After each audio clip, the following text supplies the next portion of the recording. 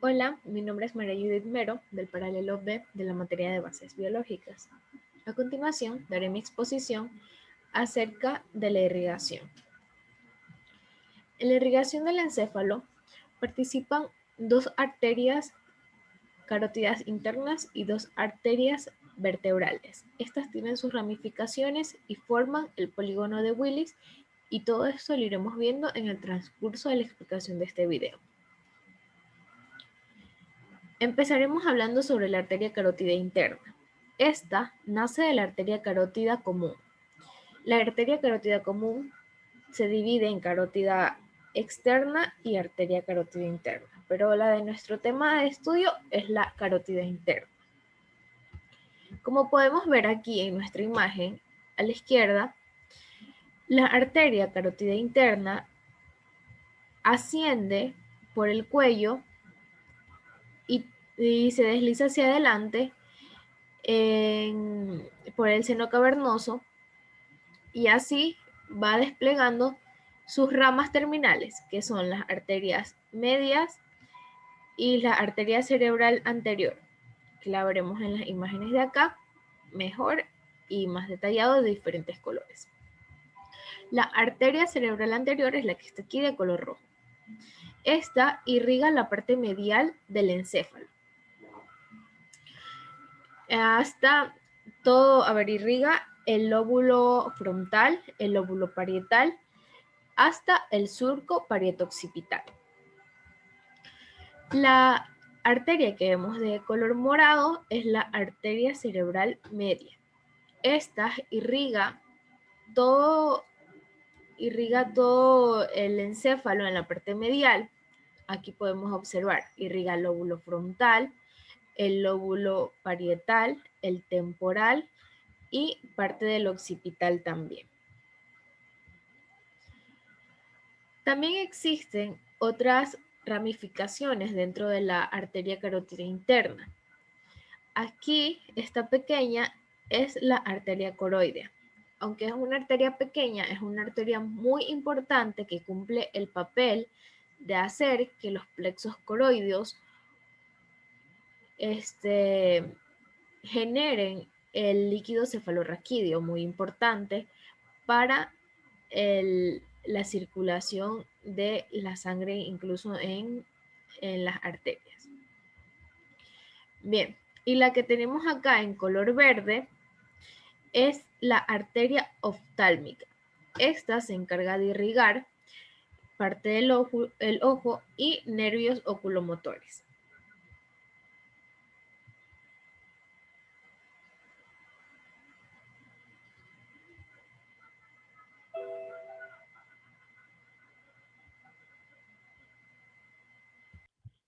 Continuando con el sistema de irrigación del encéfalo, tenemos a las arterias vertebrales. Estas nacen de la subclavia, ascienden por el cuello, como lo podemos ver aquí, pasando a través de los agujeros de la apófisis, entran en el cráneo por el agujero magno en el lóbulo occipital, como se puede visualizar aquí en la imagen. Bien, sus ramas meningias irrigan en el hueso y en la dura madre de la fosa craneal posterior. La arteria espinal posterior se puede originar ya sea en la arteria cerebelosa posterior inferior o en la arteria vertebral. En cambio, la arteria espinal inferior irriga al bulbo raquídeo y a la médula espinal. La arteria cerebelosa posterior es la rama más grande de la arteria vertebral. Esta irriga al bulbo y al cerebelo. Las arterias vulvares son ramificaciones pequeñas que se distribuyen en el bulbo raquídeo. Bien, en cuanto a las arterias cerebrales posteriores, podemos hablar acerca de la arteria basilar. Esta se forma por la unión de dos arterias vertebrales, como podemos ver aquí, estas son las vertebrales, y da origen a dos arterias cerebrales posteriores. La arteria basilar irriga la protuberancia y está compuesta por dos arterias pontinas, arterias laberínticas, arteria cerebelosa superior y arteria cerebelosa inferior. Continuando con esta misma imagen, podemos hablar del círculo arterial cerebral, hoy también llamado polígono de Willis. Este se ubica en la base del encéfalo. Es la unión de las arterias cerebrales posteriores y las arterias cerebrales anteriores. Visualizando aquí la imagen, podemos darnos cuenta de la aparición de dos arterias comunicantes posteriores, que son las que están aquí. Estas sirven como unión para las arterias anteriores. Aunque se pueda visualizar aquí la arteria media, esta no participa en el círculo arterial cerebral. Continuando con la arteria anterior, esta se une a su igual por la arteria comunicante anterior. Bien, la función del polígono de Willis es permitir que la sangre circule por todo el encéfalo, incluso si ésta llega a sufrir alguna obstrucción. Si alguna de las arterias obstruye, pues este circuito hace que la sangre siga circulando normalmente. Porque en caso de que alguna de las arterias no llegue a oxigenar muy bien el cerebro, pues pueden haber muchas complicaciones o patologías que, bueno, eso lo iremos viendo más adelante en el cuadro de correlaciones clínicas. También es bueno mencionar las arterias de las áreas específicas. Aquí nos podemos imaginar que tenemos el mesencéfalo y las áreas subcorticales.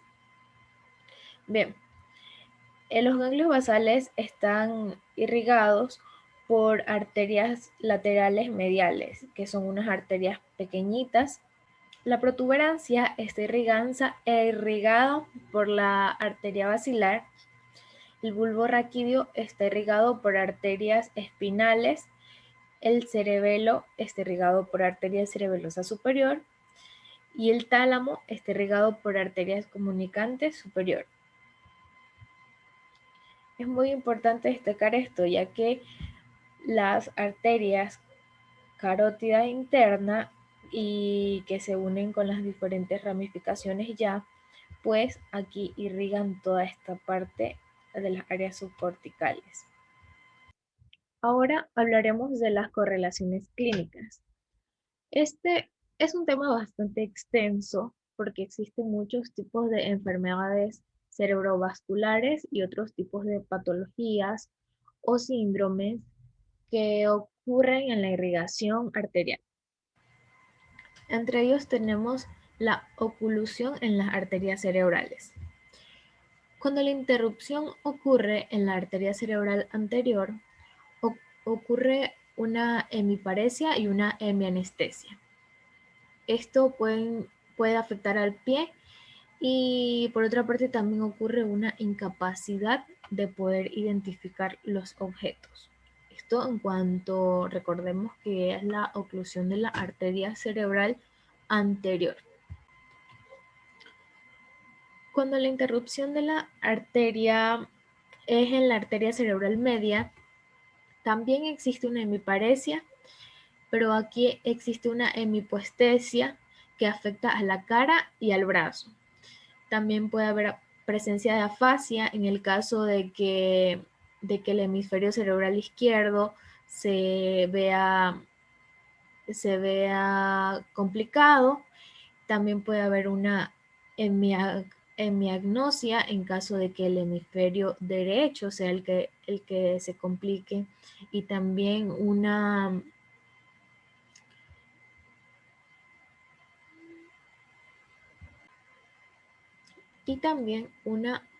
anosognosia, que esto también ocurre cuando el hemisferio derecho se ve complicado o es el que sufre la patología o la lesión.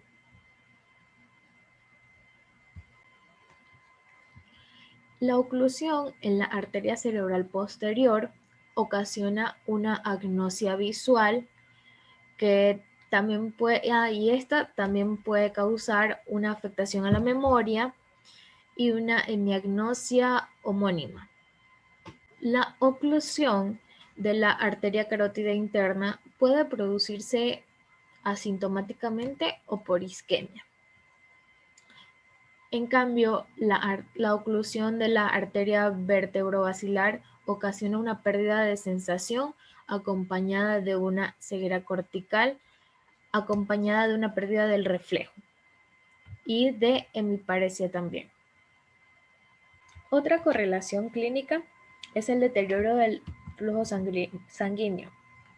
Este puede ocasionar algunas enfermedades, entre ellas un shock físico o un shock psicológico.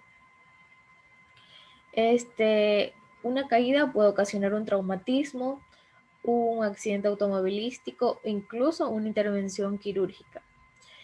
Cuando hay una hiperventilación, se puede ocasionar también esto debido a que las arterias ingresan el dióxido de carbono y no hay oxígeno dentro del cerebro. Bien, en los síndromes del seno carotídeo, ocurre por una distensión de las paredes arteriales. Esto produce una reducción del reflejo en la presión arterial y el ritmo cardíaco disminuye. La enfermedad de las paredes arteriales, entre estas, la más común es la ateromatosis. Esta afecta a las principales arterias que irrigan al cerebro en su trayecto a lo largo del cerebro, así como el trayecto que tienen estas por todo el cráneo.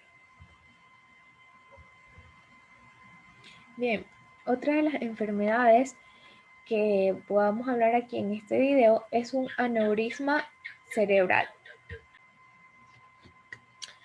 Entre ellos está el aneurisma congénito.